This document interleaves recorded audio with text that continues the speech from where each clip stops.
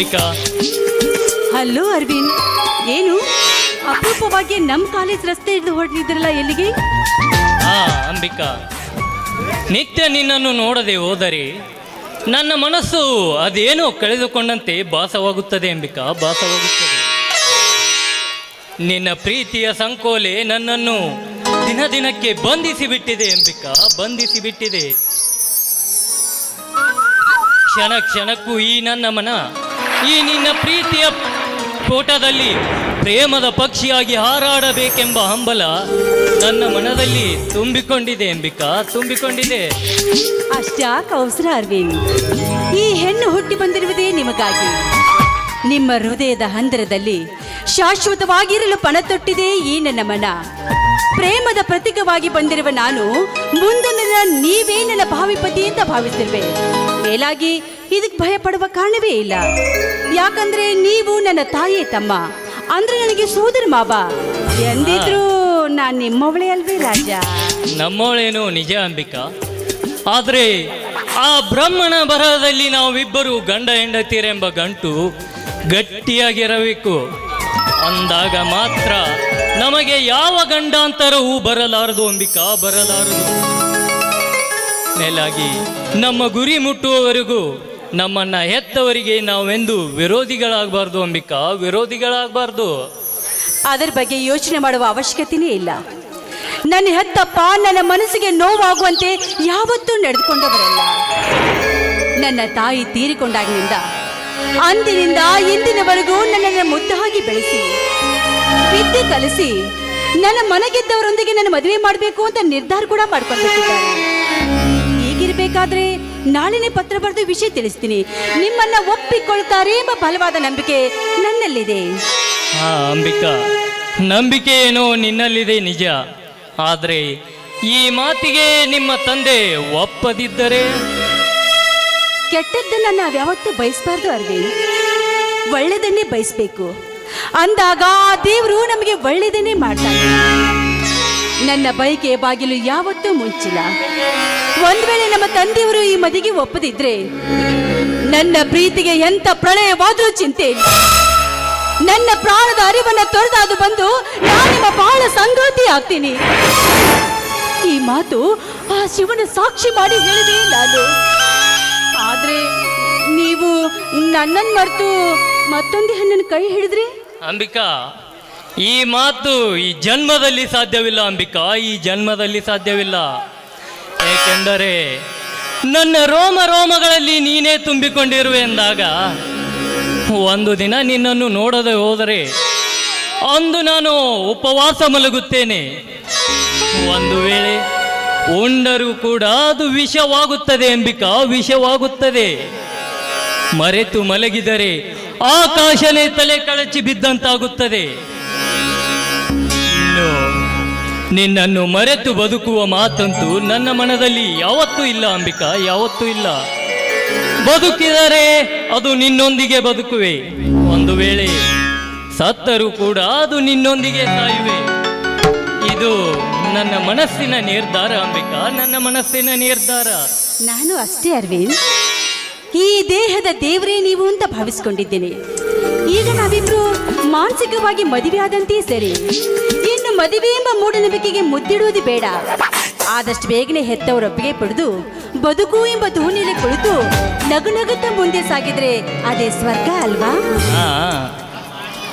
ಈ ನಿನ್ನ ಸ್ವರ್ಗ, ಈ ಸ್ವರ್ಗ, ಸಿರಿ, ಸಂಪತ್ತು, ಆಸ್ತಿ ಇದ್ಯಾವುದು ನಮಗೆ ಬೇಡ ಅಂಬಿಕಾ, ನಮಗೆ ಬೇಡ. ನಿನ್ನ ಪವಿತ್ರವಾದ ಶೀಲ ಶ್ರೀಮಂತಿಕೆಯ ಸೊಬಗಿನ ಪರಿಶುದ್ಧವಾದದ್ದು ಈ ನಿನ್ನ ಸೌಂದರ್ಯ. ಇದರ ಮುಂದೆ ಆ ಸ್ವರ್ಗ ನನ್ನ ಕಣ್ಣಲ್ಲಿ ಕೀಳಾಗಿ ಕಾಣುವುದು ಅಂಬಿಕಾ, ಕೀಳಾಗಿ ಕಾಣುವುದು. ಅರವಿಂದ್, ನೀವು ನನ್ನನ್ನು ತುಂಬಾ ವರ್ಣನೆ ಮಾಡ್ತಾ ಇದ್ರ. ಅಷ್ಟೊಂದು ರೂಪವತಿನ ನಾನು? ಅಷ್ಟು ಬೇಗ ನನ್ನ ಗುಣಗಳನ್ನ ಅರ್ಥಕೊಂಡು ಬಿಟ್ರ? ಅಂಬು, ಈ ನಿನ್ನ ಸೌಂದರ್ಯದ ಮುಂದೆ ಆ ರಂಬೆ, ಊರ್ವಶಿ, ಮೇನಕೆಯರೆಲ್ಲ ನನ್ನ ತೃಣ ಸಮಾನ. ಯಾಕೆಂದ್ರೆ ಆ ಬ್ರಹ್ಮ ಬಲು ಬುದ್ಧಿಯಿಂದ ತಿದ್ದಿ ತೀಡಿ ನಿನ್ನನ್ನು ಈ ಭೂಮಿಗೆ ಕಳಿಸಿದ್ದಾನೆ ಎಂದಾಗ ಬಂಗಾರದ ಬಟ್ಟಲು ಹಿಡಿದುಕೊಂಡು ತಿರುಗಿದರು ನಿನ್ನಂತ ಗುಣವತಿ ಸಿಗುವುದು ತುಂಬ ಕಷ್ಟ ಅಂಬಿಕಾ, ತುಂಬ ಕಷ್ಟ. ಆದಷ್ಟು ಬೇಗನೆ ನಮ್ಮ ಮನೆಯಲ್ಲಿ ವಿಷಯ ತಿಳಿಸಿ ನಾವಿಬ್ರು ಸತಿಪತಿಗಳಾಗೋದೇ ಬೆಳೆದು ಇವತ್ತೇ ನಮ್ಮ ತಂದೆಯವ್ರ ಕಾಗದ ಬರೆದು ಈ ವಿಷಯ ತಿಳಿಸ್ತೀನಿ. ಹೌದು, ನಮ್ಮ ಮದುವೆಗೆ ನಮ್ಮ ತಂದೆಯವರು ನಿಮಗೆ ವರದಕ್ಷಿಣೆ ಎಷ್ಟು ಕೊಡಬೇಕು ಅಂತ ಕೇಳಿದರೆ ನಾನೇನು ಹೇಳಬೇಕು? ಹಾ, ಕೇಳಿದರೆ ಅಂಬಿಕಾ, ಈಗ ನಿನ್ನ ತೂಕ ಎಷ್ಟು? ಗೊತ್ತಿಲ್ಲ. ಗೊತ್ತಿಲ್ಲ? ಇಲ್ಲ ಅಂದ್ರೂ ಬರ್ಬರಿ ಒಂದು 40ರಿಂದ 50 ಇರ್ಬೋದಾ? ಯಾಕೆ? ಇಲ್ಲ, ಹೇಳಿದೆ ಕೇಳಿದರೆ ನಿನ್ನ ತೂಕವಿದ್ದಷ್ಟು ಬಂಗಾರ ಅಂತ ಹೇಳುತ್ತೀನಿ. ಓ ಮೈ ಗಾಡ್, ಏನ್ರಿ ಅಷ್ಟೊಂದು ಚಿನ್ನ ಎಲ್ಲಿ ತರೋದು? ಲೇ ಹುಚ್ಚಿ, ಬಂಗಾರ ಅಂದ್ರೆ ಏನೇ ತಿಳಿದಿದ್ದೀಯಾ? ನೀನು ನಮ್ಮ ಮನೆಗೆ ಬಂದ್ರೆ ಮುಗಿದೋಯ್ತು ಕಣಿ, ಅದೇ ನನಗೆ ಬಂಗಾರ ಬಂದಂತೆ. ಹೌದಾ? ಹೋಗಿಪ್ಪ, ನೀವು ಸುದ್ದಿ ಬಸ್ಸಿ ಕವಿಗಳಂತೆ ವರ್ಣನೆ ಮಾಡ್ತಾ ಇದ್ದೀರ. ಹೆಚ್ಚುತ್ತು ನಾನು ನಿಮ್ಮ ಮುಂದೆ ನಿಂತ್ರೆ ನನ್ನ ಮೇಲೆ ಕವನ ಕಟ್ಟಿದ್ರು ಕಟ್ಬಹುದು. ಹಾ ಅಂಬಿಕಾ, ಕವನ ಏನು ಕಟ್ಟಿದಾಗಿದೆ. ಆ ಕವನಕ್ಕೆ ಹಾಡುವ ಸೇರಿ ಕಂಠ ಬೇಕಾಗಿದೆ. ಎಲ್ಲಿ ಆ ಕಂಠ ನೀನಾಗು ಬಾಕೋಗಿಲೆ. ಹೌದಾ? ಹಾಗಾದ್ರೆ ನೀವು ಕವನ ಹೇಳಿ, ನಾನು ಹಾಡುವೆ. ಆಯ್ತು.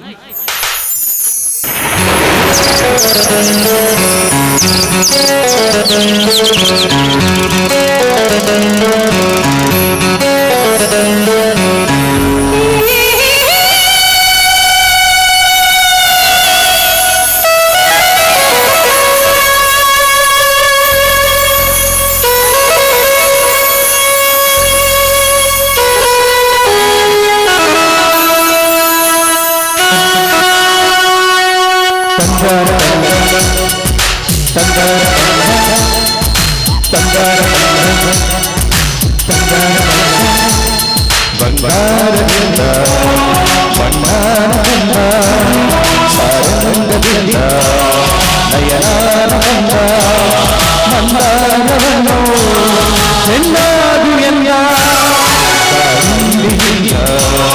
ಸಂದಾನಂದ ಮತವಂದ ತುಂಬಿ ಅದರಾನಂದ ನನ್ನನ್ನು ತಂದ ರುಚಿ ನೋಡು ಎಲ್ಲ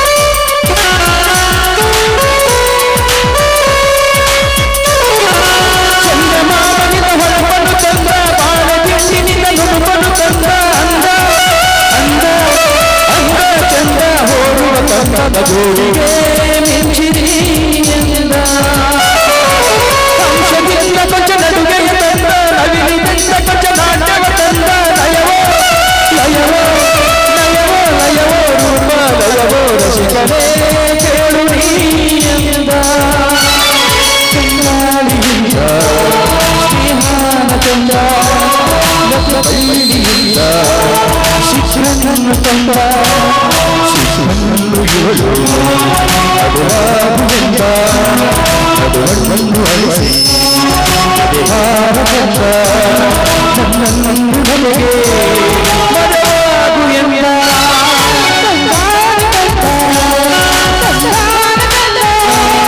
ಅಪರೂಪದಂದ ಅಡಗಾಗುವಂದ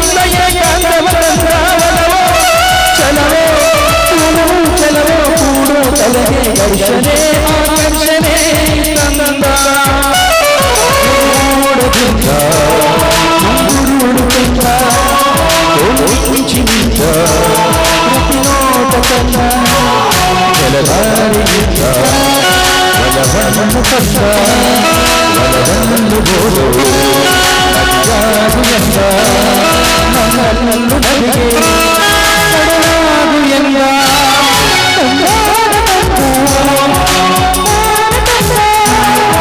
ಕರುಣ ಬಂದ ಮನೆಯಾಗಿ ಬಂದ